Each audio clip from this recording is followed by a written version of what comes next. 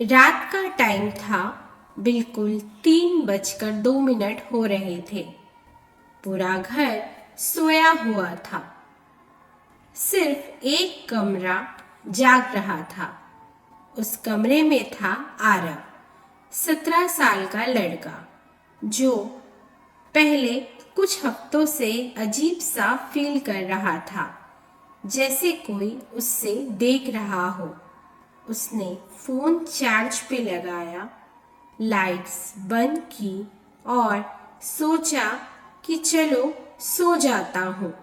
लेकिन उसे पता नहीं था कि आज की रात उसकी जिंदगी का सबसे डेंजरस एक्सपीरियंस होने वाला है।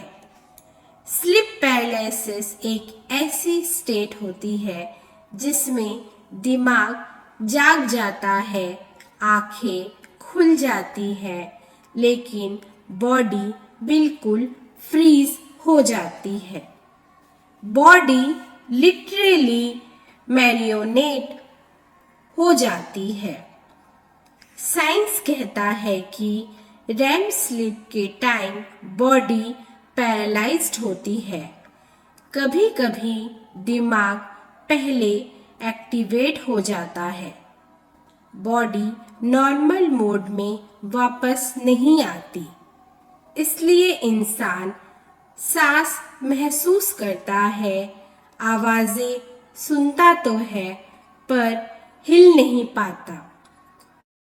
पैरानॉर्मल एक्सपीरियंस के हिसाब से इसे पैरालिसिस के स्टेट में आदमी एक दूसरे डायमेंशन के क्लोजेस्ट होता है और इस वक्त शैडो प्यूपल या नाइट हैग नाम के एंटिटीज इंसान पर अटैक करते हैं। अब स्टोरी में वापस चलते हैं। आरव ने आंखें बंद की। बस 2-3 मिनट हुए ही होंगे। अचानक उसको लगा जैसे कोई नीचे से मैट्रेस को दबा रहा है। उसने सोचा सपना होगा। फिर उसने आंखें खोली और ये मोमेंट उसकी जिंदगी का सबसे बड़ा शॉक था। वो जाग चुका था, पर अपनी बॉडी को बिल्कुल नहीं हिला पा रहा था। हाथ पैर उंगलियां सब लॉक। उसकी चेस्ट पर भारी वेट फील कर रहा था। रूम साइलेंट था, लेकिन एक अजीब सी ब्लड प्रेशर वाली आवाज आ रही थी, जैसे कोई उसके ऊपर सांस ले रहा हो। आरव की आंखें सीधी सीलिंग की तरफ थी और उसने देखा सीलिंग के कॉर्नर में कोई खड़ा हुआ था। पहले ब्लर, फिर धीरे धीरे शेप बनी और शुरू हो गई। लंबी सी शैडो, हाथ लंबे, अननेचुरली लंबे। कोई फेस नहीं, पर आंखों की जगह 2 गड्ढे, जिनके अंदर अंधेरा दिख रहा था। वो शैडो धीरे धीरे आरव के बेड की तरफ आई। हर स्टेप के साथ मैट्रेस हल्की सी वाइब्रेट हो रही थी। आरव चिल्लाना चाहता तो था, पर गला उसका जाम हो चुका था। सांसें तेज हो रही थी, हार्ट बीट बिल्कुल फास्ट चल रही थी। शैडो उसके ऊपर झुक गई। रूम की हवा आइस कोल्ड हो गई।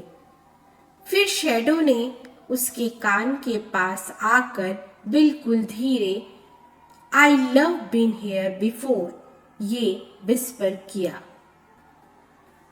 दोस्तों, ये सिर्फ स्टोरी नहीं है, रियल लोगों के साथ ऐसा होता है। एक 32 साल की लेडी ने रिपोर्ट किया था कि 3 रात तक उसके चेस्ट पर कोई बूढ़ी औरत बैठ जाती थी औरत की सांस सर्दी की तरह ठंडी थी और उसका चेहरा इतना पास होता था कि वो उसके दांत तक देख पाती थी। डॉक्टर्स ने बोला कि ये स्लिप पैरालिसिस है, पर पेशेंट के कहना था कि उसने बैठने का प्रेशर महसूस किया था। आरव की आंखों से टीयर्स निकलने लगे, पर वो वाइप नहीं कर पा रहा था। शैडो उसके चेस्ट के बिल्कुल ऊपर झुकती गई और उसका चेहरा अब एक ब्लैक होल जैसा लग रहा था। अंदर कोई मूवमेंट हो रही थी।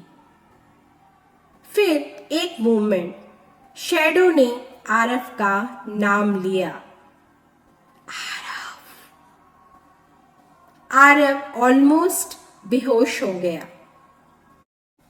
2005 से लेकर अब तक 1000 लोग सेम एंटिटीज को देखते हैं।